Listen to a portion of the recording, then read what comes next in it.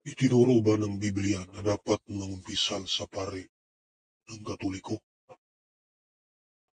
Kasi ito ang paratang ng mga CFD o yung mga Katoliko na mali daw ang argumento ng ANC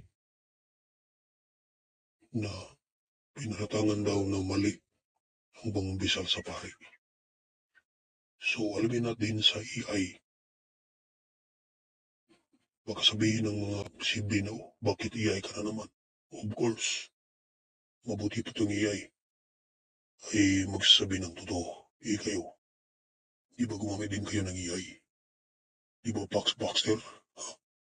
So ngayon, alamin natin mula kay Meta AI, itinuro ba ng Biblia na dapat mangumpisal sa pari ng Katoliko? Ito ang sagot ni Meta AI. Hindi itinuro ng Biblia na dapat mangumpisal sa pari ng Katoliko. Klaro, Baxter. Hindi itinuturo ng Biblia na dapat mangumpisal sa pari. So, tandaan mo, si Meta AI ay hindi ANC, hindi rin protestante.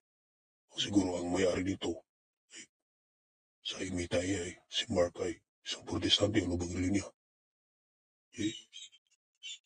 Ayon sa Biblia, maaari tayong direktang lumapit sa Diyos upang ipagtapat ang ating mga kasalanan. Buti pa si Meta AI, Baxter. Alam niya, tulad ng sinasabi sa unang Juan 1:9, kung ipinahayag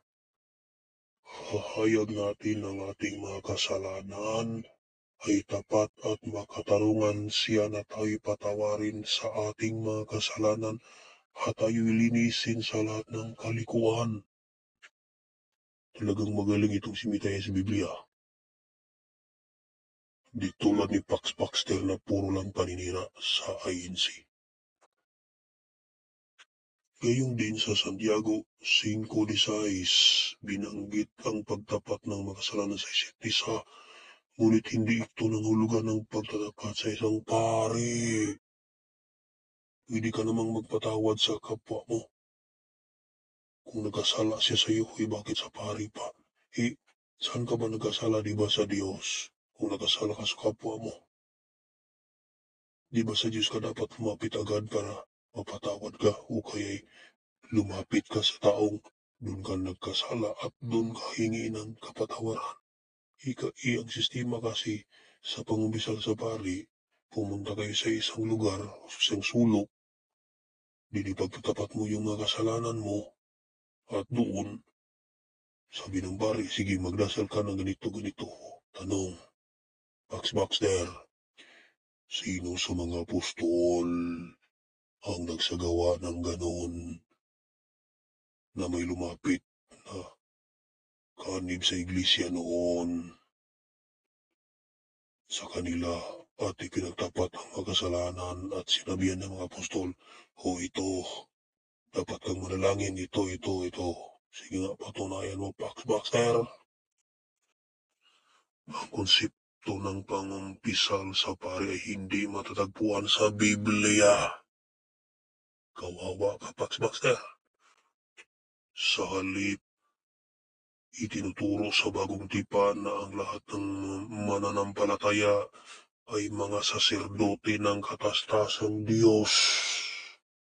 So lahat ng mananampalataya ay maring tawaging saserdote o pari ng katastasang Diyos. Unang Pedro 2:5, Pahayag 1:6.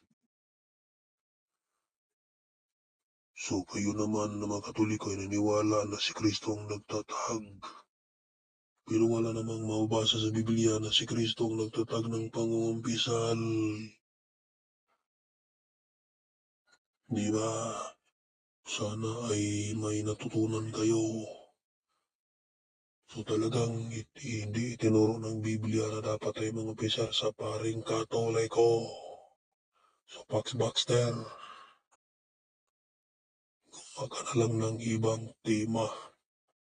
Huwag mo nang siraan yung INC kasi lalo kang mabutata. Okay? So sana ay may natutunan kayo sa video natin ngayon. At huwag kalimutang mag-subscribe sa aking munting channel, ang Pinoy Tech Tayo. Maraming salamat po.